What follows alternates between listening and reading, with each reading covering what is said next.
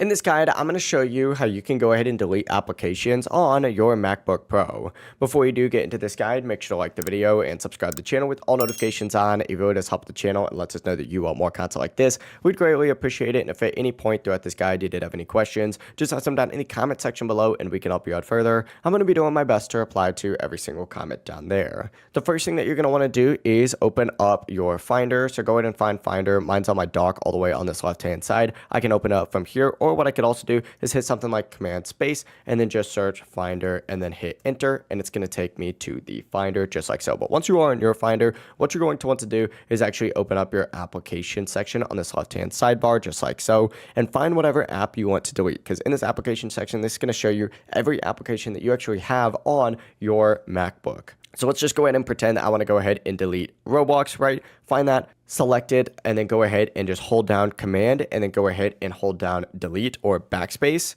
Or what you can also do is just right click on it as well. And then if you scroll down, you're going to see an option to delete it or move it to trash. After going ahead and doing that, it's going to go directly to your trash, where you can simply go ahead and right click on your trash and hit empty trash, and you'll be good to go. That'll permanently remove the app. In my case, though, I'm actually going to just Command Z this to undo it. But yeah, if you guys did have any questions, just ask them down in the comment section below and we can help you out further. I'm going to be doing my best to reply to every single comment down there. Before you do leave this guide, make sure to like the video and subscribe to the channel with all notifications on. It really does help us out and lets us know that you want more content like this. We'd greatly appreciate it. Have a great rest of your day, though.